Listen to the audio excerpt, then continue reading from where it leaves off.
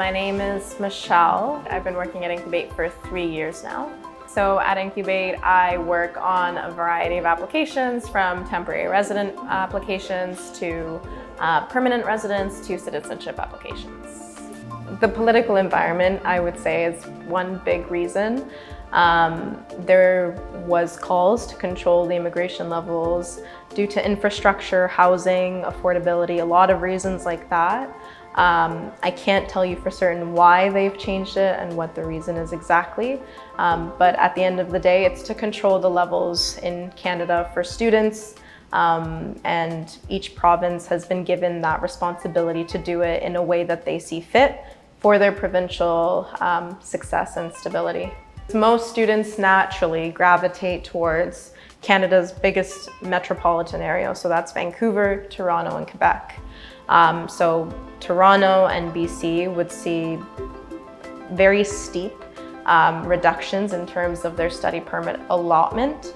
Those are the ones that arguably have suffered the most, whereas other provinces that don't really get much attention, so Alberta, Saskatchewan, Manitoba, and then the Atlantic provinces and even the territories up north, they've actually been able to kind of benefit in some ways from this.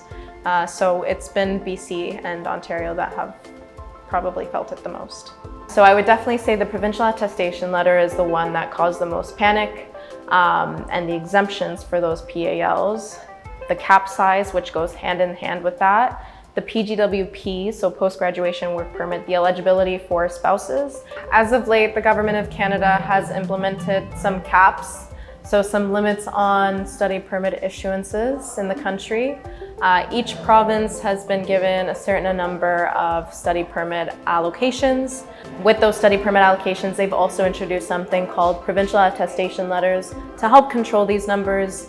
So provincial attestation letters are specifically given to students who are applying for programs such as bachelor's program, college programs, diplomas, certificates, anything like that. Yeah, so it's something very similar to the CAQ, I would say. It's on a province by province basis. So the Government of Canada has given each province that permission to create the PAL process as they see fit.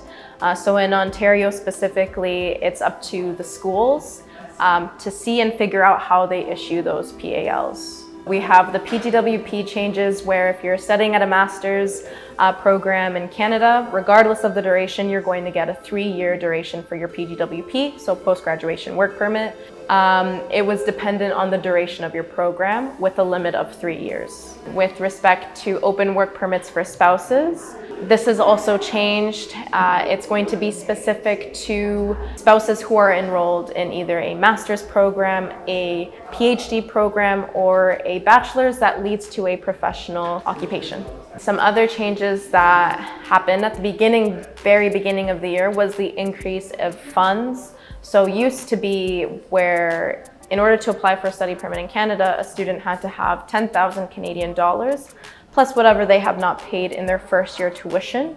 That's actually gone up now from 10,000 to 20,635 plus whatever has not been paid in tuition. Some other changes is the confirmation of letter of acceptances for DLIs. The Government of Canada is now doing their due diligence in confirming the registration of students at DLIs, and they're contacting these institutions, these designated learning institutions, to confirm that a student is actually enrolled in that program. And then also actually the eligibility for students specifically. As of May 15th, if someone has started their program after that date and it's at a curriculum licensing agreement school, so if they're doing, if they're completing a program for a PGWP eligible school at a school that is not PGWP eligible, that student will no longer get the same PGWP rights as they would in the past. So if someone is in Canada and they're here as a visitor and they're completing a pathway program, so this is an English pathway program, French pathway program, or just a general academic preparation program, they would have to have a conditional letter of acceptance to, let's say, Greystone. They would have to complete that pathway. Once they've completed that pathway, they get their certificate. With that certificate, along with the unconditional letter of acceptance from Greystone, they can apply for a study permit from inside of Canada. That is one of the exemptions that has been stated by the Government of Canada in terms of the PAL. When you're applying for, let's say, a master's program in Canada, those master's programs have their own prerequisites. So there's a lot of courses that Greystone can potentially offer that would be a great gateway to those master's program. Obviously, students would have to go through first the pathway program, build their English, do that academic program at Greystone, build their English, build their skill sets specific for the master's program that they want to eventually do. And ILSC Greystone is a great pathway in terms of the route to get to the master's and prepare them for academic success. Because at the end of the day, you'd be applying for extensions. The environment right now with immigration is extremely volatile. So the pathway or the route that we tell a student today can very much so change tomorrow. So at the end of the day, we can tell you that this is a great way to do it, but tomorrow the government might say you can't do an extension that way anymore. So it's hard for us to say long term, but in terms of academic preparation, doing the pathway academic program at Greystone and then a master's in Canada would set them up really nicely for their academics. There's over 60 different pathways to permanent residence in Canada. So it just depends on what fits with their education and their work experience from back home, their education and work experience in Canada, their age. There's a lot of different factors that play into it. If they want to stay longer and work, there's a lot of options for them to get into the labor market force depending on their country of nationality, in terms of their relationships with current employers. So it's very dependent on a person's situation. As of last year, the Government of Canada has focused on category-specific draws. So essentially what this means is that they're looking for a very specific candidate for permanent residence. To increase someone's chances of permanent residence, it would be to fall within one of these categories. So French is the magic tool that we like to use at our company. It gives you extra points in your Express Entry profile. It gives you benefits in terms of being able to facilitate the employer sponsorship process for that LMIA, depending on your level. And then there's also the different pathways in provinces. So in Ontario, there is a specific pathway if you speak French at a specific level that you can possibly obtain your PR that way. So French is number one. STEM, so science, technology, engineering, mathematics. If you're in any of those occupations, that also facilitates your chances. Healthcare workers, agriculture, transport, categories like that. The level plans for immigration, those actually aren't, they've still increased it, but they are going to keep the same levels for the next couple of years. So they won't increase it a dramatic amount, because at the end of the day, what the Government of Canada wants to do is they really want to control and hone down on the type of immigrants that they want in Canada. You'll notice that in Canada, we typically accept 60% economic immigrants. So what that means is people that can bring and contribute to the labor market in Canada. Then the rest is humanitarian, family sponsorships, and other types of classes of immigrants. Yeah, so I mean, most of our team, if not all of our team, they've all gone through the process themselves. Some of them are Greystone students themselves, so they know what it's like, they know the feeling. So we're just here to help, to support as much as we can.